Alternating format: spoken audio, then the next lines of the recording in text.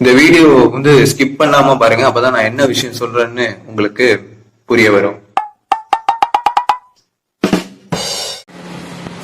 அனைவருக்கும் வணக்கம். நான் உங்கள் அருண் மனோஜ்குமார். ஆக்சுவலாக இப்போ நான் வந்து ஒரு வேலை விஷயமா பார்த்தீங்க அப்படின்னா ஒரு இடத்துக்கு வந்திருக்கிறேன்.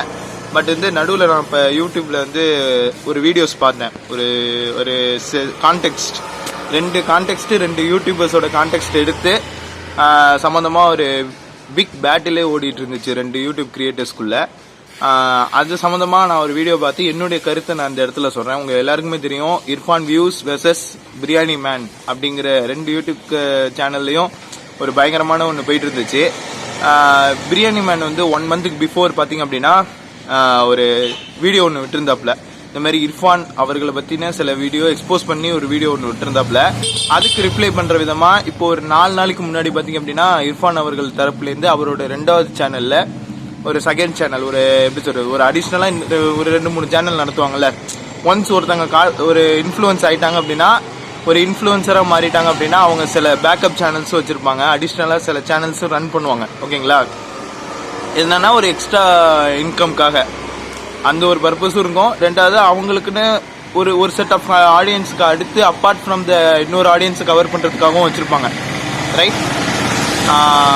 இது கொஞ்சம் நான் ரோட்டில் நின்றுட்டு பேசிகிட்டு இருக்கிறதுனால, ரோட்டில் உட்காந்து பேசிகிட்டு இருக்கிறதுனால கொஞ்சம் அங்கங்கே வெஹிக்கல் சவுண்டு கேட்கும். அங்கேயும் அந்த தொல்லை தான், இங்கேயும் இந்த தொல்லை தான் நினைக்காதீங்க. ஓகே, இப்போ கம்மிங் டு த பாயிண்ட். இப்போ வந்து இர்ஃபான் அவர்கள் வந்து அவருடைய தரப்புலேருந்து சில ரியாக்ஷன் வீடியோ போட்டிருந்தாரு. அதுக்கு இவங்க வந்து ரிப்ளை பண்ணுற விதமாக பிரியாணி மேன் வந்து கடந்த ஒரு 1.5 மணி நேரம் டியூரேஷன் வச்சு ஒரு லாங் வீடியோ ஒன்று ரெடி பண்ணியிருந்தாப்புல. நான் அந்த 1.5 மணி நேரமும் முழுசாக பார்த்துட்டேன். முழுசாக பார்த்து பயங்கரமாக ஃபயர் விட்டு என்னுடைய பழைய சேனலில் கம்யூனிட்டி டேப்பில் கூட நான் அதுக்கு ஒரு ரிப்ளை ஒன்று பண்ணியிருந்தேன். இப்போ உட்காந்து அதை பார்த்தா the video is not public viewed அப்படின்னு சொல்லி போட்டிருந்துச்சு. வீடியோ தூக்கிட்டாங்க போல். அது சம்மந்தமாக ஒரு லைவ் வந்து கிட்டத்தட்ட 2 மணி நேரத்துக்கு ஒன்று போட்டிருந்தாப்புல, நட்டநடு ராத்திரி டைமில். அதை நான் இன்னும் முழுசாக பார்க்கல. பட் அது பார்க்கும்பொழுது எனக்கு தெரிஞ்சு போச்சு எந்த அளவுக்கு கார்பரேட் வந்து இர்ஃபான் அவர்களுக்கு சப்போர்ட்டிவாக இருக்குது. சோலோ கிரியேட்டர்ஸ், சோலோ கண்டென்ட் மேக்கர்ஸுக்கு எவ்வளோ பெரிய ஒரு டிசாஸ்டரான மொமெண்ட்டை கிரியேட் பண்ணியிருக்கு அப்படிங்கிறத நான் தெரிஞ்சுக்கிட்டேன். ரைட்? நம்ம ஒரு கண்டென்ட்டை ஒரு கன்ஸ்ட்ரக்டிவாக ஒரு கிரிட்டிசிசம் கொடுக்குறோம் அப்படின்னா அதை கூட தார்மீகமாக ஏற்றுக்க தெரியாத ஒரு இன்ஃப்ளூயன்சர் எப்படி வந்து சேனல்ஸில் பெரிய பெரிய சேனல்லாம் போய் ஒர்க் பண்ணிகிட்டு இருக்காப்புல.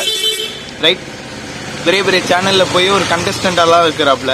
நான் இந்த இடத்துல இர்ஃபான் என்ன நான் சொல்கிறேன், எப்படி அதை வந்து அவர் செய்கிறாரு அப்படிங்கிற கேள்வி எனக்குள்ள பயங்கரமாக எழுது. ரைட்? ஏன்னா அவருடைய கண்டென்ட்டுக்கும் அவர் உண்மையாக இல்லை அப்படின்னு சொல்லி ஒருத்தன் நேரடியாக எக்ஸ்போஸ் பண்ணுறான். ரைட்? நேரடியாக வந்து அதை எக்ஸ்போஸ் பண்ணி ஒரு விஷயத்த பண்ணுறான். அப்படிங்கிறப்ப அதை உங்களால் அக்செப்ட் பண்ணிக்க முடியாமல் நீ நேரடியாக யூடியூப்பில் போய் கம்ப்ளைண்ட் பண்ணி அந்த வீடியோவை தூக்க வச்சிருக்கிற. இது எவ்வளோ பெரிய கேவலமான செயல் தெரியுமா? ரைட்டு.